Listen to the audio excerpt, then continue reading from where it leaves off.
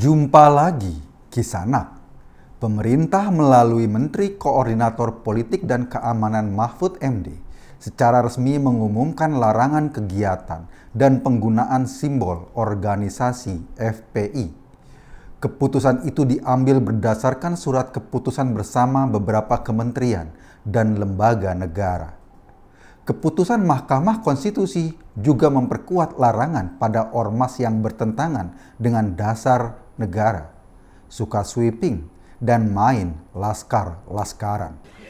Dengan pengumuman ini, organisasi FPI kini setara dengan PKI sebagai organisasi terlarang di Indonesia. Kisanak yang budiman, ada yang menyesalkan pembubaran FPI ini, terutama ibu-ibu yang kini disibukkan mengajar anaknya karena sekolah online.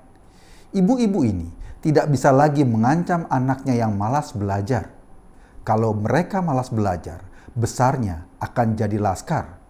Biasanya Kisanak mendengar ancaman mengerikan itu, anak-anak pun akan jadi rajin belajar. Kisanak, bukan hanya itu. Sebetulnya, Laskar FPI juga membantu kampanye keluarga berencana. Ibu-ibu yang malas ber-KB diancam anaknya akan jadi laskar jika besar. Diperkirakan dengan ancaman itu, semua orang tua akan mengikuti program KB. Sayang Kisanak, FPI kini sudah bubar. Ibu-ibu tidak punya contoh lagi sebagai bahan pembelajaran anaknya. Jika kita amati di Indonesia memang aneh.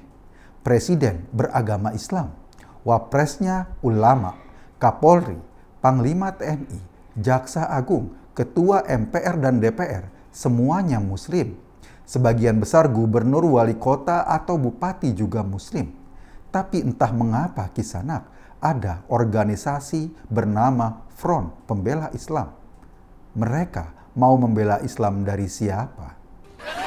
Kisanak, meski telah membubarkan FPI, pemerintah tetap mengizinkan berdirinya FSSI, Front Sepak Bola Seluruh Indonesia.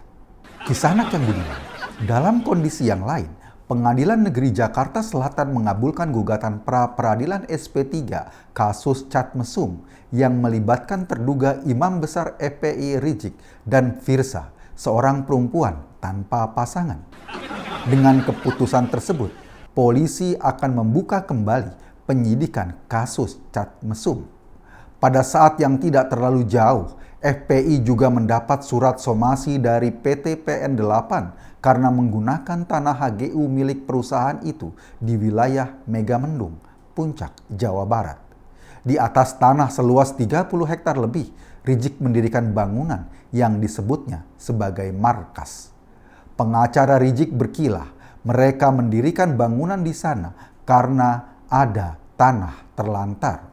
Jadi ketimbang tanahnya bengong sendirian, lebih baik disikat duluan. Apa lo? Gue sikat juga lo? Lo gak tau siapa gue? Kisanak yang begini, dari kedua kasus ini, kasus Chat Mesum dan sengketa lahan, ada kemiripan motif yang dilakukan oleh FPI.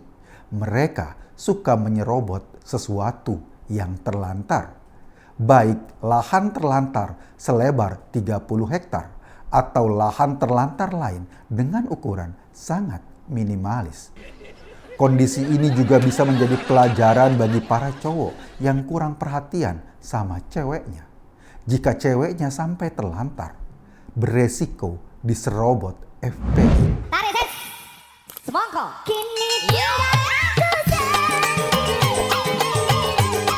Menanggapi bangunan ilegal di lahan PT PN8, mantan Ketua DPR RI Marzuki Ali ngotot membela FPI.